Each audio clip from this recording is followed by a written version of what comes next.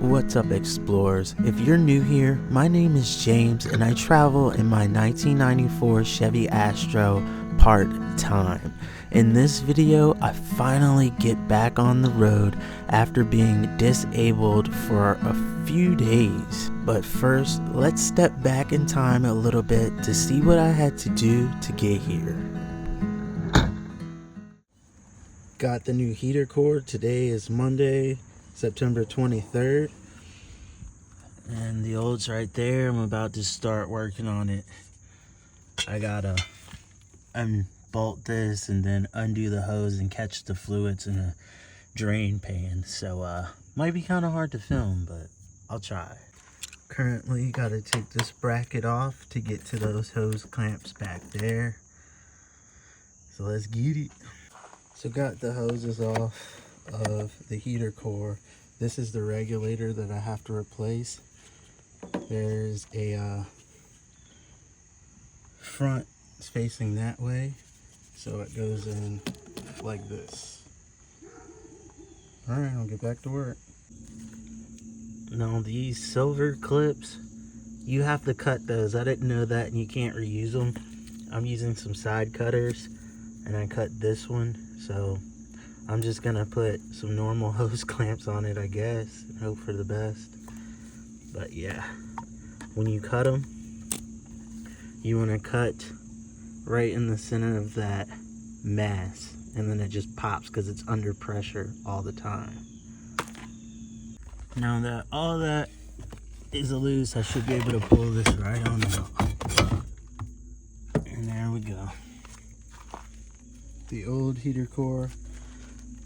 Gonna compare it with the new heater core.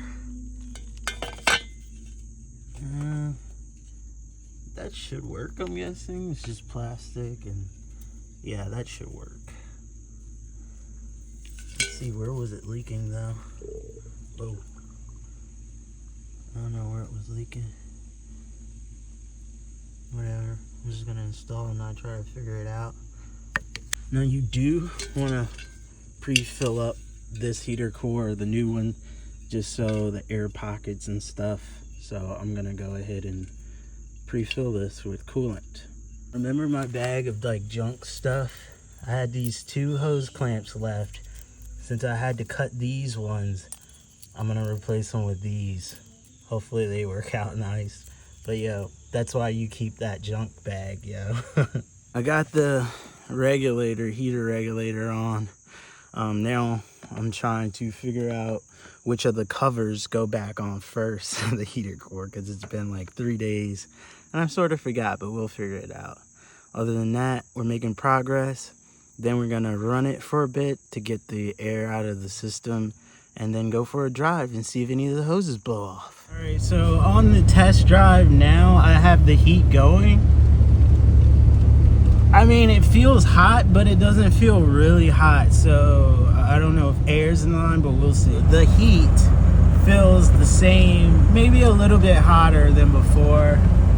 So now I'm going to get coolant, because I think it's low on coolant. When I was filling the coolant tank, it looked like it was at the level, but I think it was under a little bit. I just needed more light, so I'm going to get coolant at Advanced Auto. That's probably like, I don't know, 50 miles or so.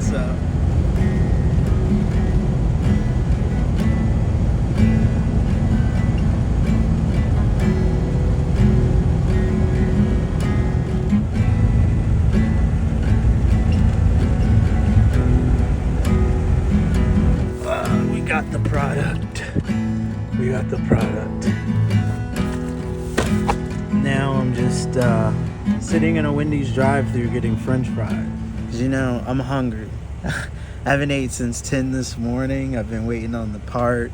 I was so excited, I guess, that I get the part and get my van back that I forgot to eat. And now it's hitting me after I've done all this work to get it back in order. Now I'm just gonna fill it with coolant tomorrow. I'm gonna wait till everything cools and then see if the heat works any better. If not, oh well, as long as it's not leaking. I have a diesel heater I can run while I'm driving anyway, so not a big deal. And that coolant was like 16 bucks, yo. $16, and then I gotta get gas too. But anyway, I'm just enjoying tonight, and gonna try to escape to the mountains soon. Hopefully this week. We'll see though. Well, I can't complain today. I'm happy I got my van back on the road, of course. So I'm just gonna chill out here, and then tomorrow put the rest of the coolant in there and check all the coolant levels, make sure that's all good. Next step would be an oil change, and then that's pretty much it for van maintenance. Oh, and I would like to rotate the tires. It may be too soon, but it can never be too soon. I just want to make sure everything is right with the van, and I do everything right. And if I don't take care of it, it's just gonna be gone. I don't want that at all. I'll check in with y'all tomorrow, and we'll put the rest of this coolant in. But have a nice night.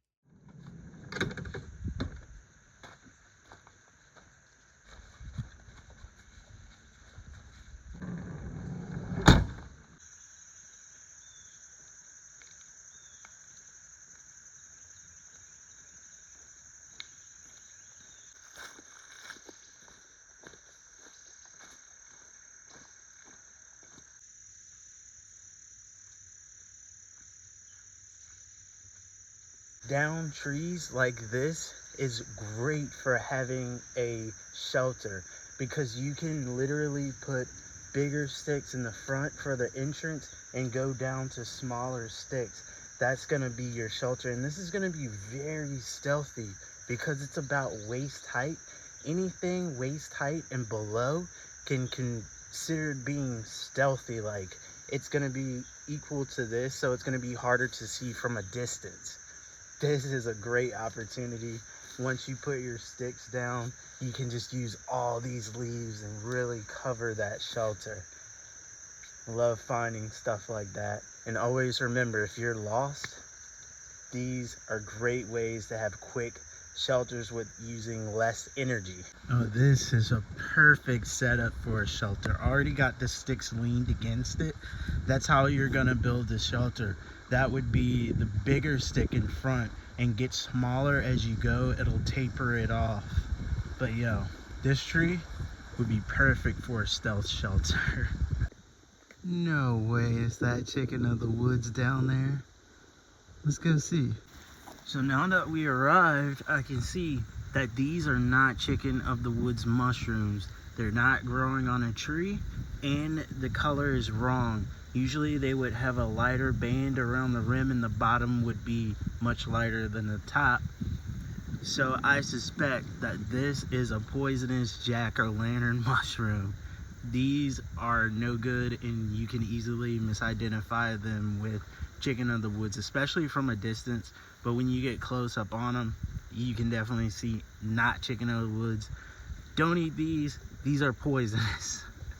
Chicken of the woods only grows on dead, decaying trees. The vine I tied months ago, like a couple of months ago, to this tree is still holding up. This is great cordage. Like, you can literally build a shelter with this stuff. Love it.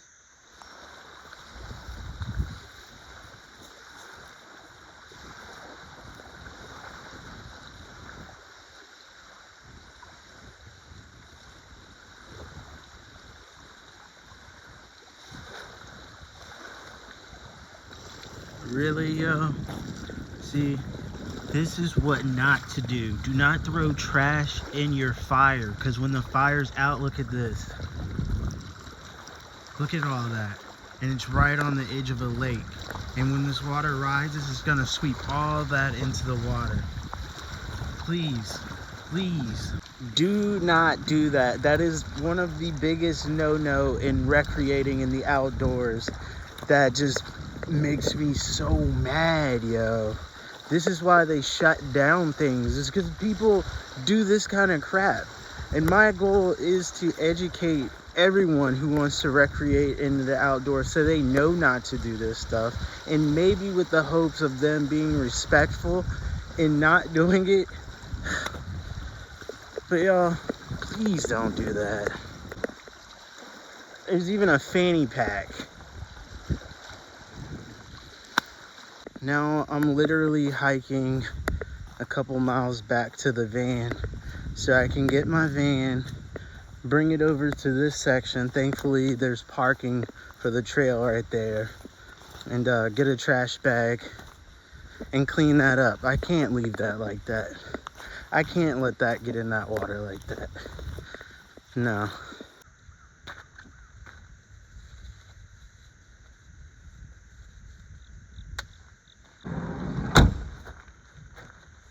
I'm gonna be very careful picking around in this. It could be sharp objects, needles, stuff I don't want to touch.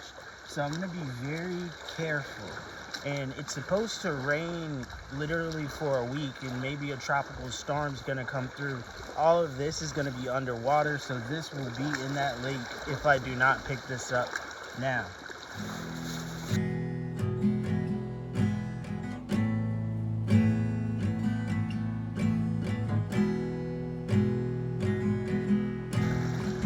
Garbage is picked up.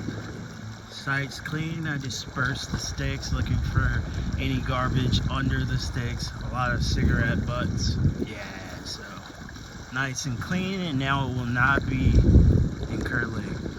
Let's get it.